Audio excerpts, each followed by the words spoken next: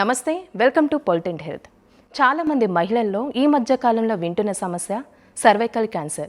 అసలు ఈ cervical cancer అనేది ఎందుకు వస్తూ ఉంటుంది, ఒకవేళ వచ్చిన తర్వాతకి జీవనశైలి అంటూ ఏ విధంగా మార్చుకోవాలి, దీని గురించి కొంత అవగాహన అందరికీ ఉండాలి. కాబట్టి ఈ విషయాల గురించి తెలియచేయడానికి ప్రజెంట్ మనతో ఉన్నారు infertility specialist doctor Anusha Vinod గారు.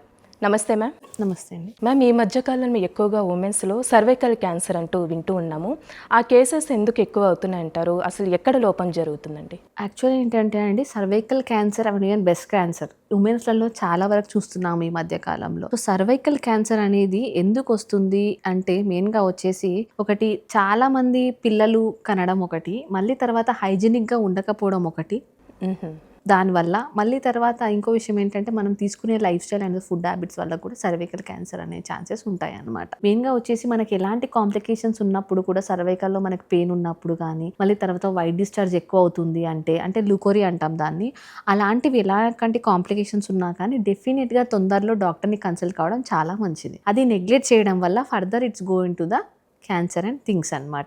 ఈవెన్లో గర్భాశయంలో గడ్డ ఉంది, అలాంటి ఫైబ్రాయిడ్ ఉంది, తర్వాత లైక్ పీసీఓడి వల్ల సిస్ట్ ఉంది, అది పెద్దగా అయ్యే వరకు ఆగి దాన్ని నెగ్లెక్ట్ చేయడం వల్ల కూడా అది further converting into the cancers అనమాట. సో ఇలాంటివన్నీ మనము నెగ్లెక్ట్ చేస్తే అది ఫ్యూచర్లో క్యాన్సర్ అయ్యే అవకాశం ఉంది. మ్యామ్, ఇప్పుడు జనరల్గా బ్రెస్ట్లో కొన్నిసార్లు గడ్డల్లాగా అవుతూ ఉంటాయి, దానికి సంబంధించి కొన్ని సర్జరీలు అంటూ చేస్తూ ఉంటారు, మళ్ళీ వస్తూనే ఉంటాయి.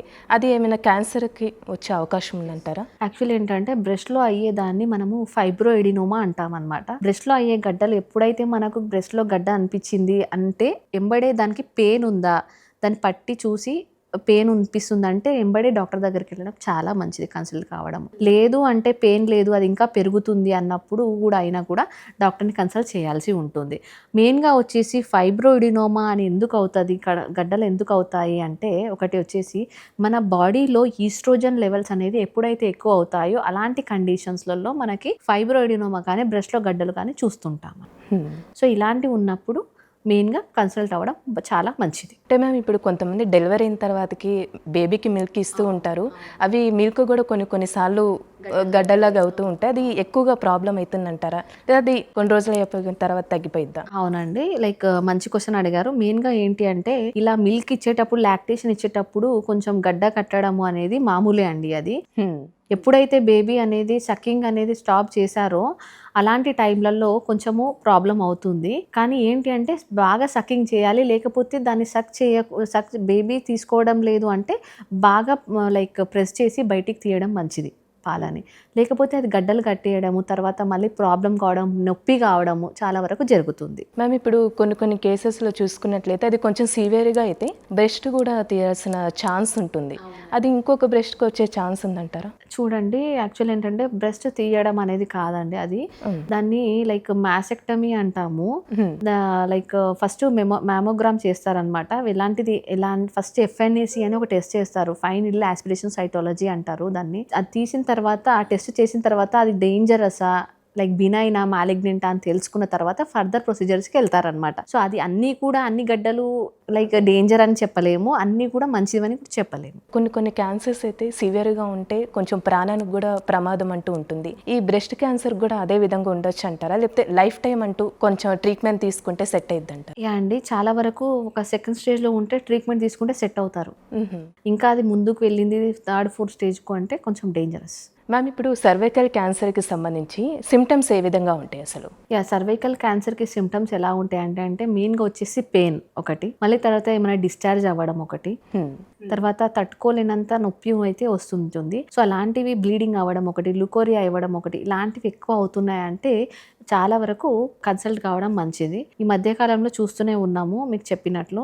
సో ఈ సర్వైకల్ క్యాన్సర్ని కూడా ఎలాగా తీసేయగలము, తర్వాత ఈ సర్వైకల్ క్యాన్సర్ రాకుండా మనకి ఈ మధ్యకాలంలో ఒక HPV వ్యాక్సిన్ అనేది వచ్చిందండి. ఇప్పుడు మనకి గవర్నమెంట్ తీసుకొచ్చారు HPV వ్యాక్సిన్ అనేది. సో ఈ HPV వ్యాక్సిన్ అనేది మనము చిన్నప్పటి నుంచే పిల్లల్లో వేయడం వల్ల, అంటే లైక్ మనకు తెలిసినంతటి వరకు మొన్న February 28th రోజు మన PM నరేంద్ర మోదీ గారు లైక్ క్యాంపెయిన్ కండక్ట్ చేశారు ఈ HPV వ్యాక్సిన్ పైన. ఇది ఏంటి అంటే 14 yearsలో ఉన్న అమ్మాయిలు 14 years బర్త్డే కంప్లీట్ చేసుకొని 15 yearsలో పడతారు కదా, ఆ మధ్యలో ఆ ఏజ్ గ్యాప్లో ఉన్న వాళ్ళకి ఈ HPV వ్యాక్సిన్ అనేది అమల్లోకి వచ్చింది గవర్నమెంట్లో. అంటే 14 years నుంచి 15. ఓకే. అంటే 13, 12 అంటే కొంతమంది మెచ్యూర్ అయితే ఉంటారు పిల్లలు. సో వాళ్ళు కూడా వేపించుకోవచ్చు అంటారా? అంటే మెచ్యూర్ అవి అంటే ఆ ఏజ్ని బట్టి అండి, ఏజ్ని బట్టి.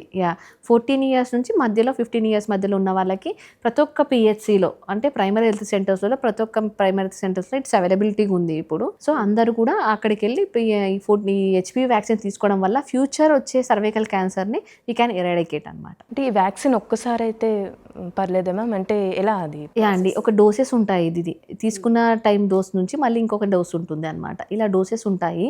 ఆ డోసెస్ తీసుకోవడము అదే టైం గుర్తుపెట్టుకొని డోసెస్ తీసుకోవాలి. మ్యామ్ ఇప్పుడు ఈ వ్యాక్సిన్ అనేది 14 to 15 ఇయర్స్ గర్ల్స్కే తీసుకోవాలని చెప్పారు.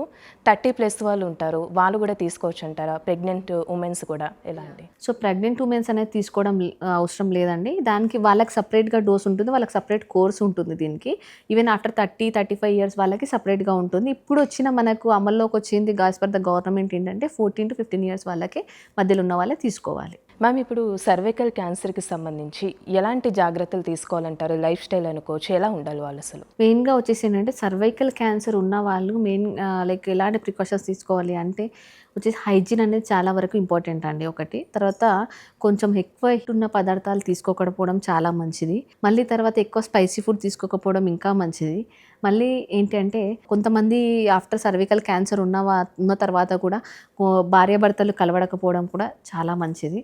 ఇంకా లేదు అంటే లైక్ కొన్ని ప్రికాషన్స్లలో కూడా వాళ్ళు మెయిన్గా వచ్చేసి వాళ్ళు ఏదైతే క్లాత్స్ యూస్ చేస్తున్నారు అవన్నీ కూడా హైజెనిక్గా వాడడం చాలా వరకు మంచిది. Thank you so much ma'am. Thank you అండి.